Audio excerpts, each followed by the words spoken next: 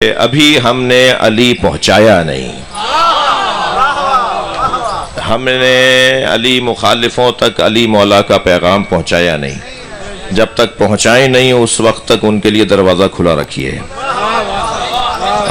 علی کا مقام اور عظمت پہنچا دیں اور پھر نہ مانے تو پھر مجھے لعنت بھیجنے کی ضرورت نہیں ہے، لعنت اللہ کی آتی رہے گی۔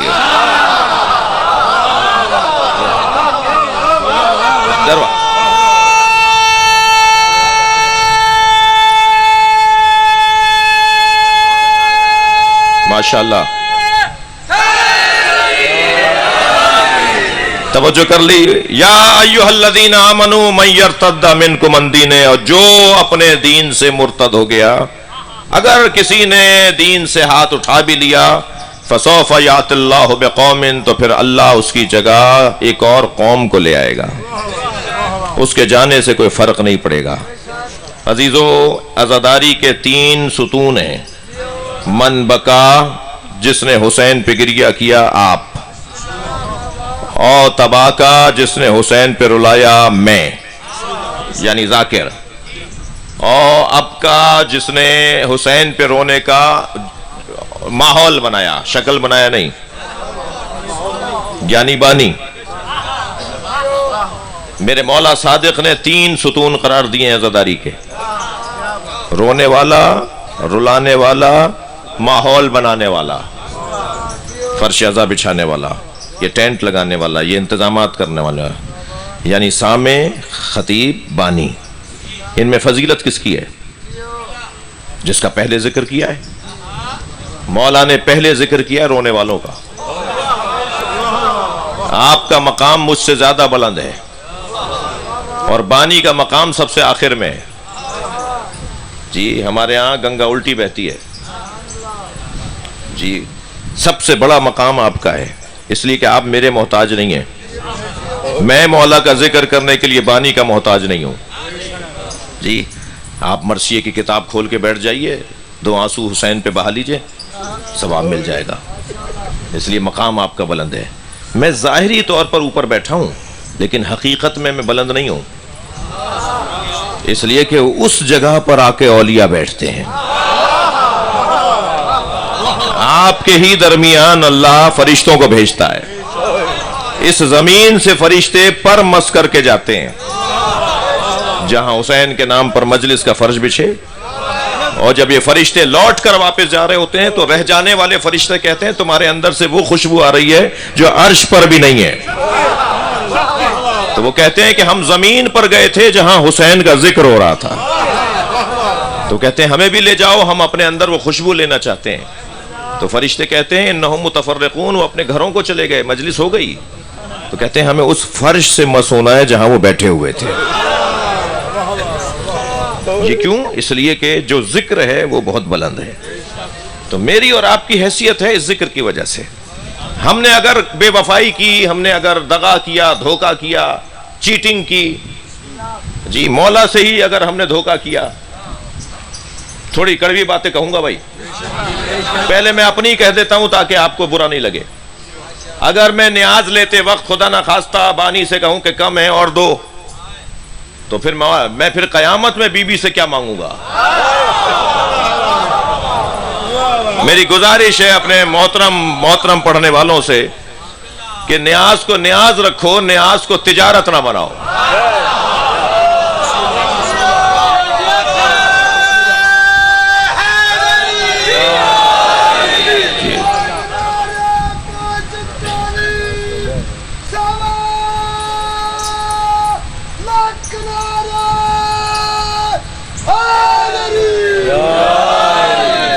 اگر میں اس منبر پر بیٹھتے وقت قربتاً الی اللہ کی نیت کر کے بیٹھوں گا تو پھر مجھے تو اپنے مولا کو خوش کرنا ہے، مجھے نہ آپ کو خوش کرنا ہے نہ بانی کو خوش کرنا ہے، اور پھر زبان میں بھی اثر ہوگا، پھر زبان میں تاثیر بھی ہوگی، پھر اللہ مولا مجھے مدد بھی کریں گے۔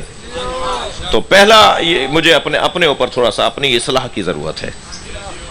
پھر بانی سے بھی گزارش یہ ہے کہ ایک مجلس کی بنیاد پر سال بھر اپنے تعلقات کو بنانا اور اس کی بنیاد پر تکبر کرنا، یہ یقیناً اچھی بات نہیں ہے۔ اور آپ سے گزارش کروں گا، زیادہ بات نہیں کروں، زیادہ نصیحتوں سے لوگوں کو برا لگتا ہے، اس لیے زیادہ نصیحتیں بھی نہیں کرنی. اور آپ سے گزارش کروں گا کہ آپ مجھے غلط بات، اگر میں کوئی لڑانے کی بات کروں، کوئی فساد کی بات کروں، میں کوئی غیر علمی بات کروں، کوئی اہل بیت کی تعلیمات کے خلاف بولوں، کسی کا مذاق بناؤں، تو مجھے وہاں سے باہر نہیں جانے دیں. مجھے کہیں کہ ذرا رک جائیے، ذرا ہم سے بھی بات کیجیے. آپ بھاری بھاری لفافے کی فیس بھی لے کے جا رہے ہیں اور تلا گنگ میں فساد بھی چھوڑ کر جا رہے ہیں. آپ مجھے روکیں، آپ مجھ سے بات کریں. اگر ممبر پہ بیٹھ کے میں کوئی سنی شیعہ کا فساد کر کے جاؤں تو آپ کہیں بھائی تلا گنگ میں ماحول بہت اچھا ہے، آپ کی وجہ سے یہاں حالات خراب ہو جائیں گے، آپ تو چلے جائیں گے، بعد میں ہمیں فیصلوں میں بیٹھنا پڑے گا. یہ فرش ازاز شیعوں کی ملکیت نہیں ہے. شیعہ امام حسین کی عزاداری کا مالک نہیں ہے، نوکر ہے، اور نوکروں کو اپنی اوقات میں رہنا چاہیے، مالک کے مہمانوں کا خیال کرنا چاہیے.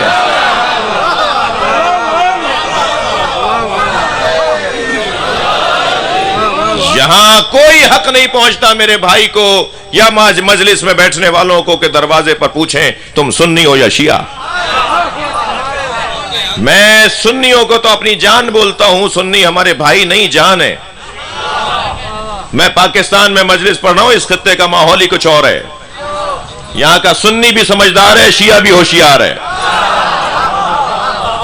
بہت اچھے انداز سے ہم یہاں تک پہنچے ہیں.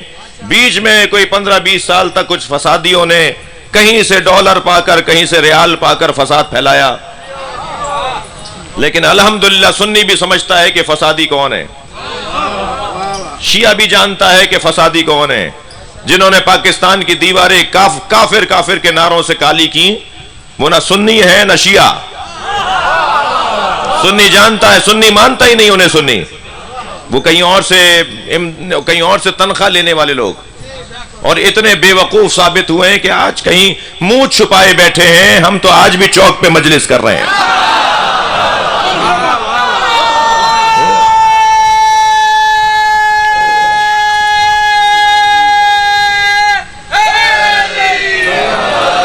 الحمدللہ بہت ہی باوقار اور بہت ہی اطمینان کے ساتھ قافلہ حسینی آگے بڑھ رہا ہے. اس مجلس میں مجھے تو یہ بھی حق نہیں ہے کہ میں یہ بھی پتہ کروں کہ کوئی ہندو تو نہیں آیا ہوا. ہر بیدار دماغ حسین حسین بولتا ہے، ہر زندہ ضمیر حسینی ہے. اللہ نے ہمیں فرقوں میں تو ویسے ہی تقسیم نہیں کیا. اللہ نے 2 نظریوں پر کائنات کو بنایا ہے. صرف قائد اعظم نے پاکستان 2 نظریوں پہ نہیں بنایا ہے. یہ پوری کائنات 2 نظریوں پہ چل رہی ہے. ایک کو یزیدیت کہتے ہیں، ایک کو حسینیت کہتے ہیں. ایک کو شجرہ طیبہ کہتے ہیں، ایک کو شجرہ خبیثہ کہتے ہیں. ایک کو آیات محکمات کہتے ہیں اور ایک کو آیات متشابہات کہتے ہیں. یہ قرآنی زبان میں 2 ہی نظریے ہیں جو اللہ نے بنائے.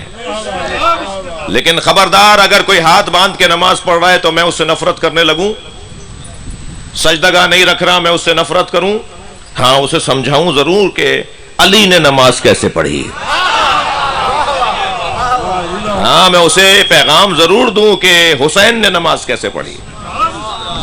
لیکن اگر کوئی ہاتھ باندھ کے نماز پڑھ رہا ہے اور اس سے میری بات ہی نہیں ہوئی ہو اور میں اس سے نفرت کرنے لگوں، یہ کافی نہیں ہے.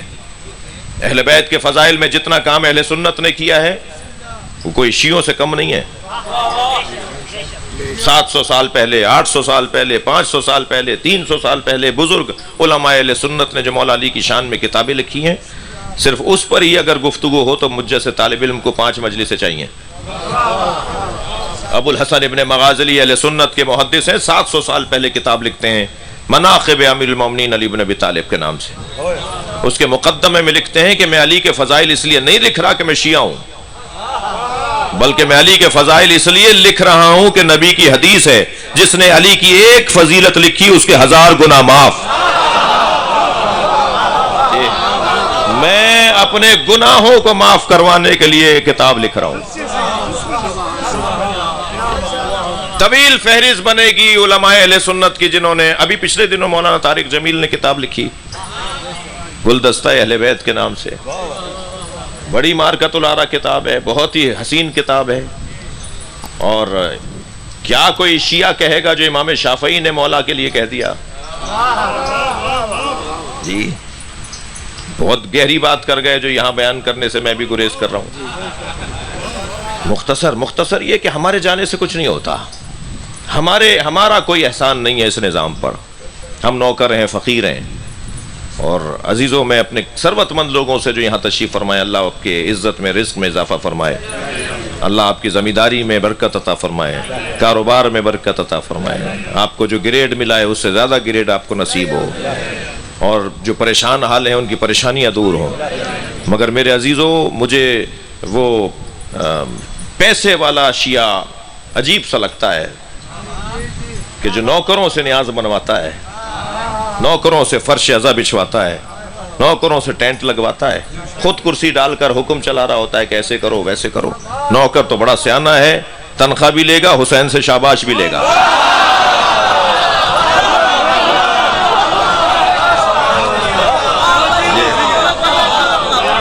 توجہ کر رہے ہیں؟ کمال تو یہ ہے کہ پیسہ بڑھتا جائے اور بارگاہ حسینی میں عاجزی بڑھتی چلی جائے۔ میرا گریڈ جب مثلاً 16 تھا تو میں صرف فرش بچھاتا تھا، اب میرا گریڈ مثلاً 18 ہو گیا ہے تو اب میں جوتیاں بھی سیدھی کرتا ہوں۔ تب کمال ہے۔ پہلے میرے پاس 500 ایکڑ کی زمین تھی، اب 1000 ہو گئی ہیں۔ جب 500 ایکڑ کی زمین تھی تو میں فلاں مولا کے کام میں خود کھڑا ہو جاتا تھا، اب میں مولا کے کام میں پہلے 2 گھنٹے کھڑا ہوتا تھا، اب 10 گھنٹے کھڑا ہوتا ہوں، اس لیے کہ حسین نے مجھے عطا کیا ہے۔ دور تبدیل ہو رہا ہے، کوئی بات کسی کی چھپی بھی نہیں ہے، اور یہی نصیحت، یہی گزارش، یہی عاجزی سے ہاتھ جوڑ کر التجا کرتا ہوں ذاکرین اور خطبہ سے کہ کوئی بات مائک پر اور ممبر پہ ایسی نہ کہو کہ جسے بعد میں سنبھال نہ سکو، وہ بات کرو جو بعد میں سنبھال سکو۔ یہاں میرے ہاتھ میں مائک آ گیا، میں جو چاہے دل میں بول دوں اور نیچے اتر کر مجھ سے سنبھالا نہ جائے، یہ وہ اچھی بات نہیں ہے۔